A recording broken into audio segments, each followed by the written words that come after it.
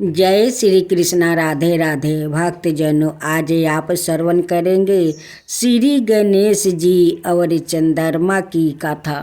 बच्चों, आप जानते हैं कि कुबेर अधियादिक धन्यवान है। एक बार कुबेर ने भगवान शिव जी और माता पार्वती को भोज पर बुलाया था। भगवान शिव जी ने कहा, ओ कैलाश छोड़कर कहीं नहीं जाते, इसलिए नहीं आ पाएंगे। माता पार्वती जी ने कहा, मैं अपने स्वामी को छोड़कर कहीं नहीं जा सकती। तब भगवान शिव जी ने कहा, आप हमारे स्थान पर गणेश को ले जाओ। तब कुबेर श्री गणेश जी को अपने साथ भोज पर ले गया। वहाँ उन्होंने मन भर कर मिठाई और मोदक खाया।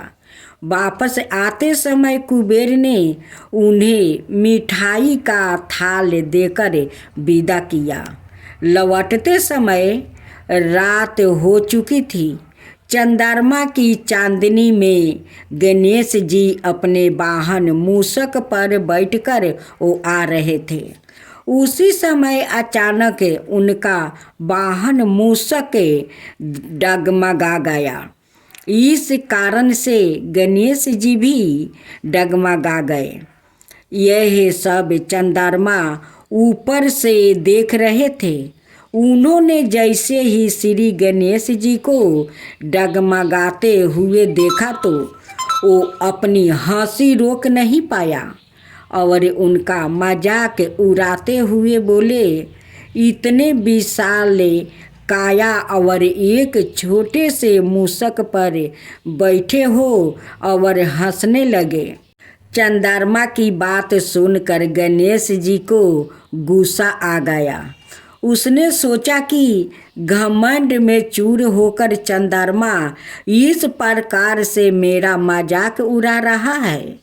इसलिए श्री गणेश जी ने चंद्रमा को श्राप दे दिया कि जो भी भाद्रपद गणेश चतुर्थी के दिन तुमको देखेगा उस पर चोरी का आरोप लग जाएगा।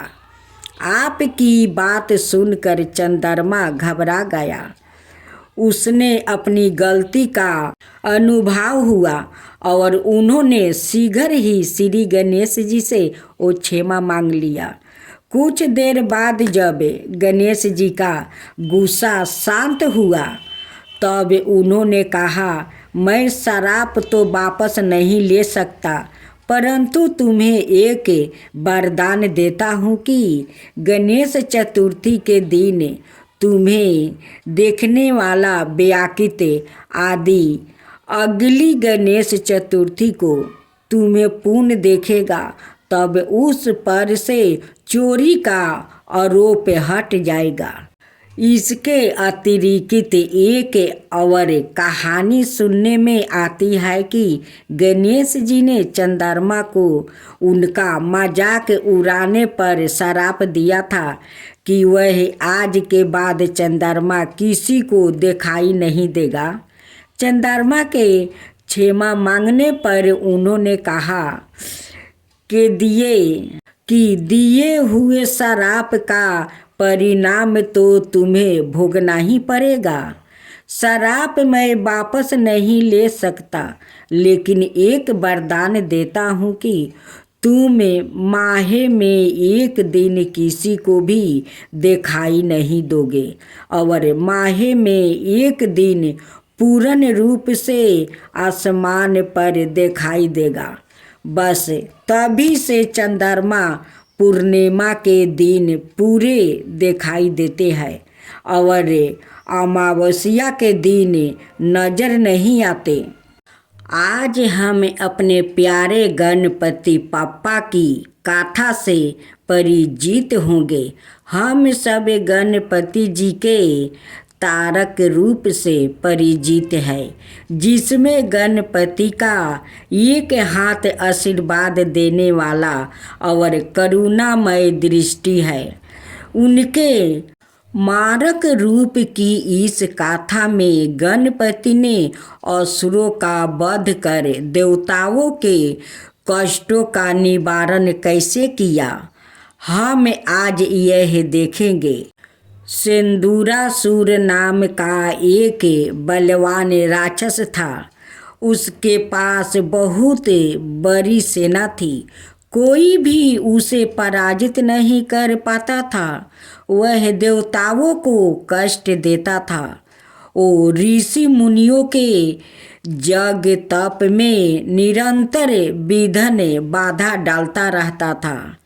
उसे परेशान हो देवता और ऋषि मुनियों ने उसका वध करने का निर्णय लिया, परंतु ऐसे शक्तिशाली असुर को मारेगा कौन, यह प्रश्न सबके सामने उत्पन्न हुआ।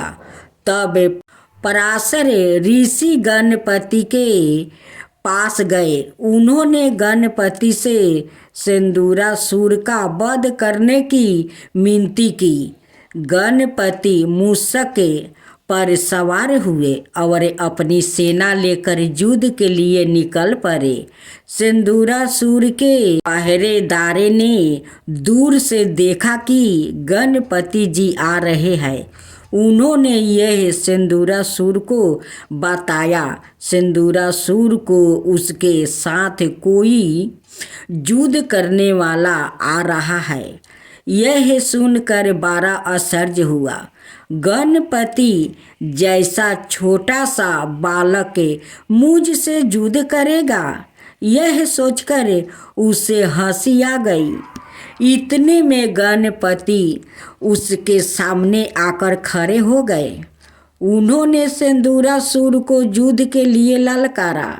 सिंदूरासुर गणपति को पकड़ कर मस लेने वाला ही था कि इतने में गणपति ने अपना चमत्कार दिखाया। उनका रूप राक्षस से दोगुना 3 गुना हो गया। गणपति ने उसे उठाया और मारना आरंभ किया।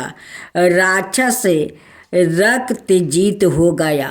यह देखते ही सिंदूरासुर की सेना वहाँ से भाग खड़ी हुआ। सिंदूरासुर के लाल रक्त से गणपति की देह भीग गई। वह लाल सिंदूर देख रही थी। अंत में सिंदूरासुर मृत्यु को प्राप्ति हुआ और गणपति का क्रोध शांत हो गया। शक्तिशाली सिंदूरासुर पर बाल गणपति ने विजय प्राप्ति की। यह देखकर सभी देवताओं ने गणपति की जय जयकारा कर रहे थे। गणेश जी की तीसरा कथा। ऐसा ही और एक अंगिलासुर नाम का दुष्ट राक्षस था। वो भी सिंदूरासुर जैसे सभी को कष्ट देता था। अंगालासुर मुंह से आगे उगलता था। उसकी दृष्टि के सामने जो भी आता था उसे वो जला डालता था।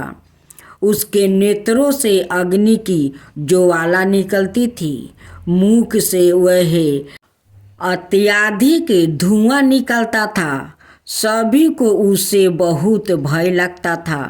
अंगालासुर ने ऐसे अनेक जंगल जला डाला था।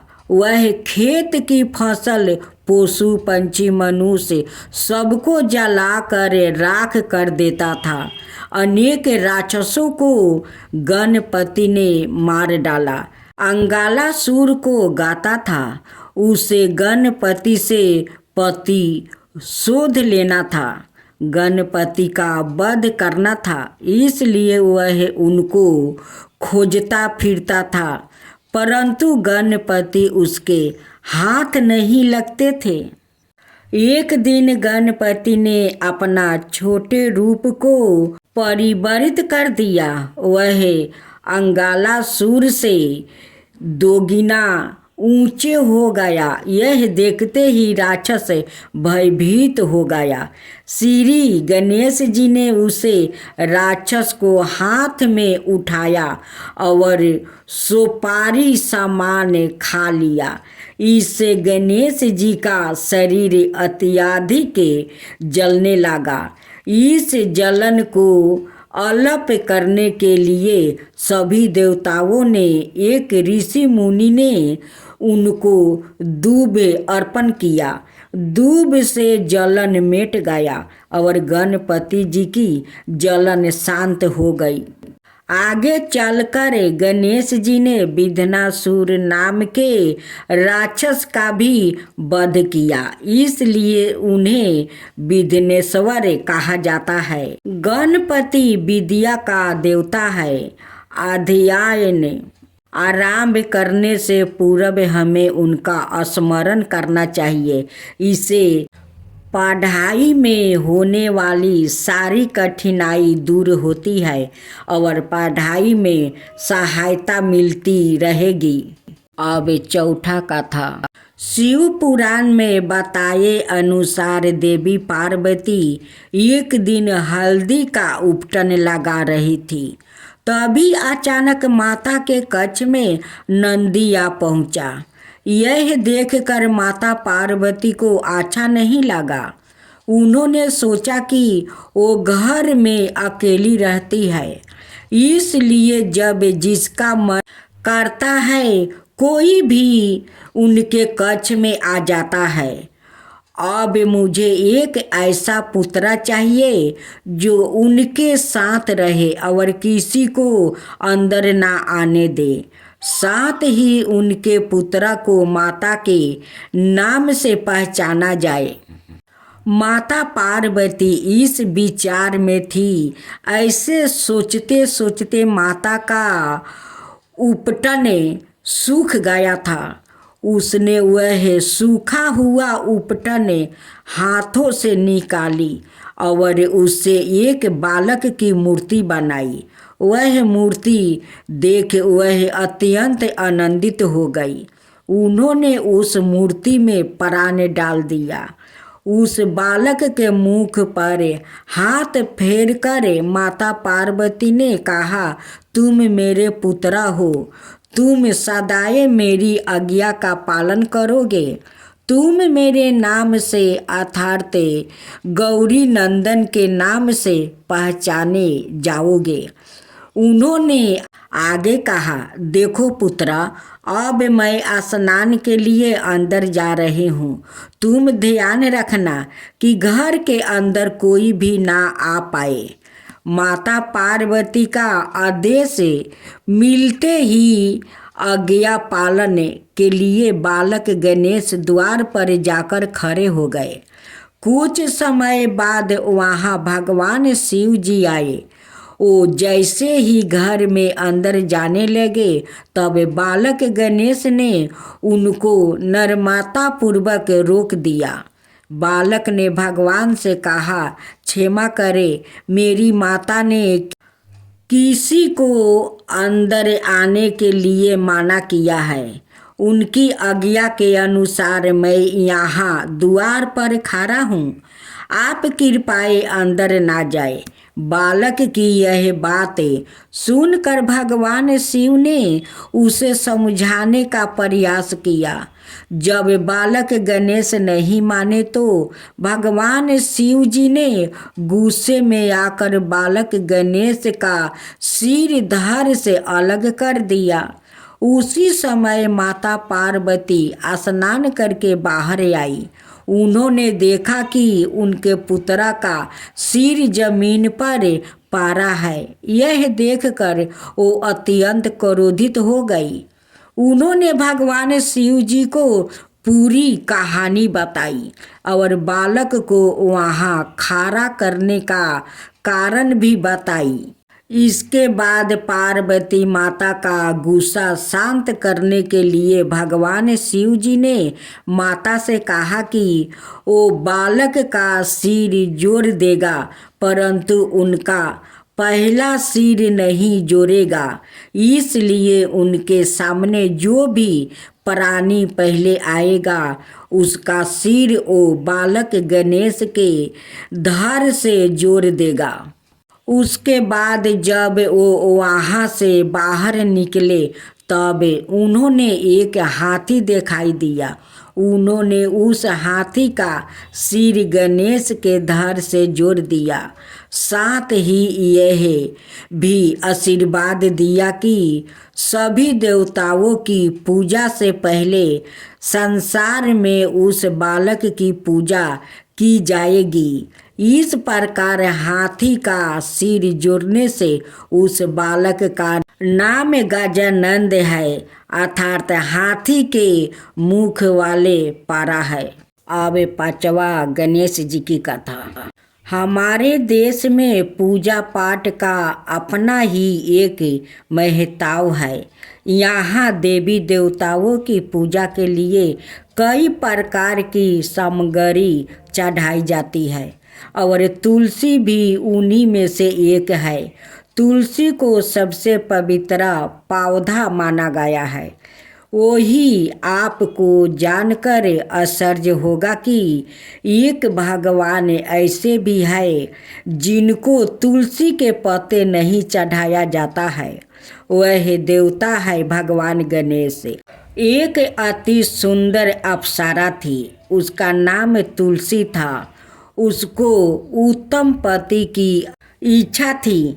इसके लिए वह सदाए उपवास, जप, व्रत, तीर्थ यात्रा आदि करती रहती थी। एक बार भगवान श्री गणेश गंगा किनारे तपस्या कर रहे थे। उसी समय उस अप्सरा ने ध्यान मगन श्री गणपति को देख रही थी। भगवान श्री गणेश एक सिंहासन पर बैठकर तपस्या कर रहे थे। उनके पूरे शरीर पर चंदन लगा था। उन्होंने जेवर पहने थे और फूलों की माला पहनी हुई थी। भगवान गणेश बहुत ही सुंदर दिखाई दे रहे थे। भगवान श्री गणेश जी को देखकर वह अप्सरा आकर्षित हो गई। उन्हें ध्यान से जगाने के लिए उसने पुकारा, हे एक दंत, हे लंबोदर, हे बक्रम ठुंडे। श्री गणपति का ध्यान भंग हुआ। श्री गणेश जी ने आंखों खोली तो सामने तुलसी अप्सरा दिखाई दी।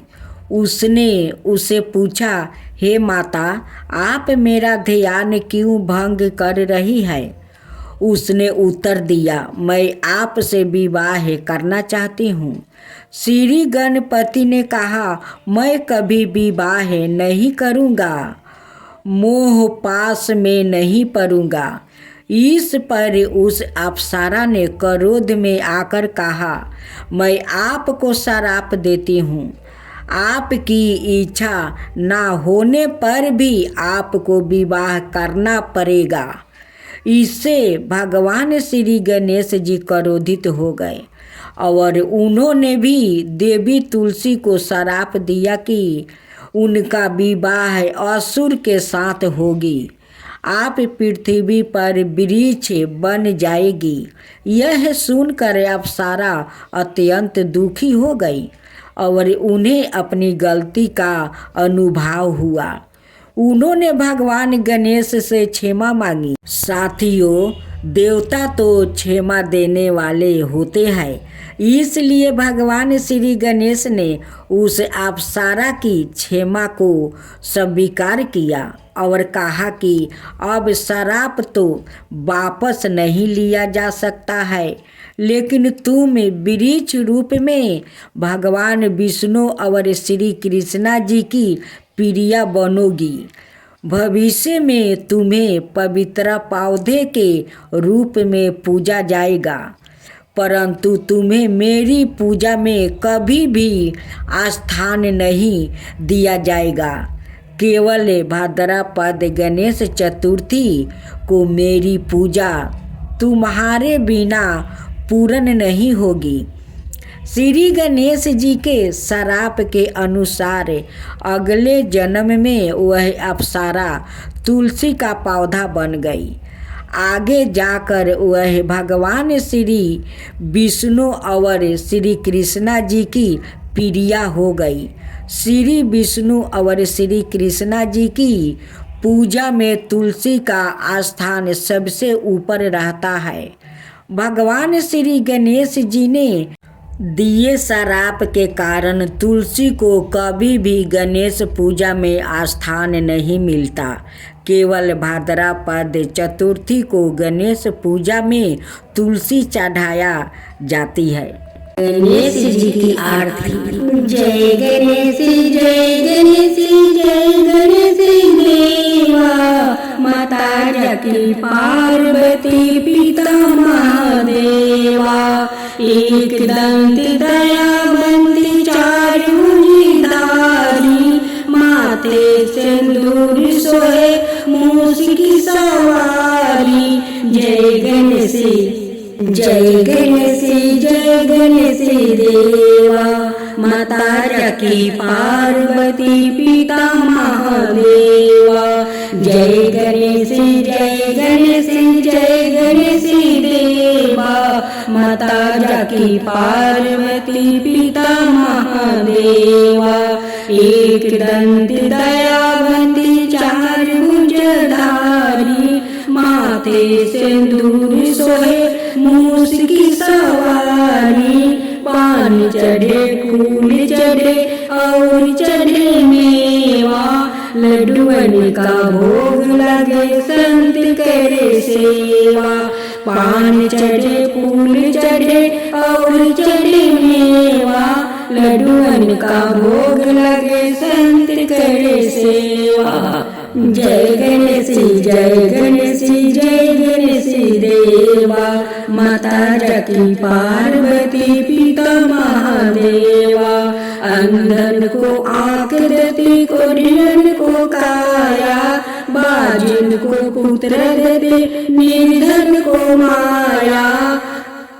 अंधन को आँख देती कोढ़ियन को काया, बाजिन को पुत्र देते निर्धन को माया।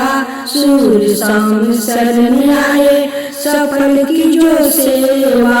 जय गणेश जय गणेश जय गणेश देवा, माता जकी पार्वती पिता महादेवा। दीनन की लाज रखो शुभ सुतिकारी, दीनन की लाज रखो शुभ सुतिकारी।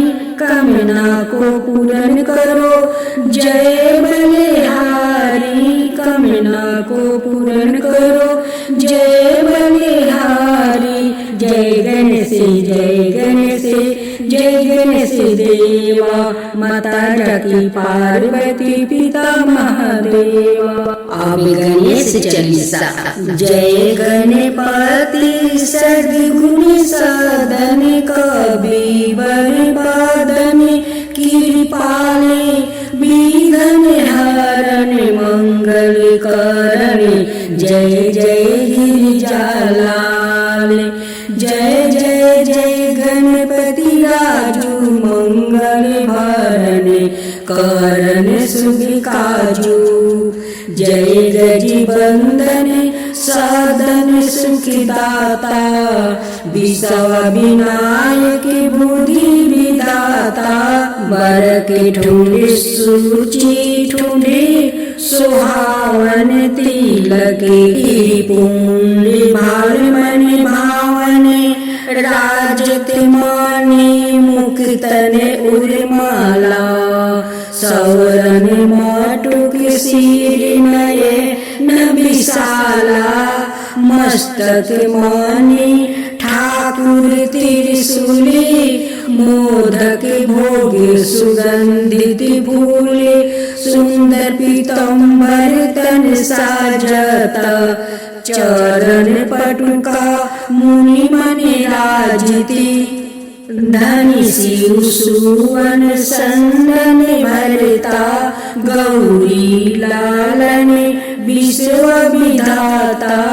रिधि सीधी तव चाव डोलावे मूस के वाहन सोहते तारे कहो जन्म सुविगाथा तुम्हारी अति सुचि पावन मंगलकारी एक समय गिरिराज कुमारी पुत्र हेतु तप की नहे भारी भयो जग जब पुण्यनुपा तब पहुँचे तुम धरी धीरज रूपा अतिथि जानी गौरी सुखारी बहु विधि सेवा करी तुम्हारी अति प्रसन्न है तुम्हें बर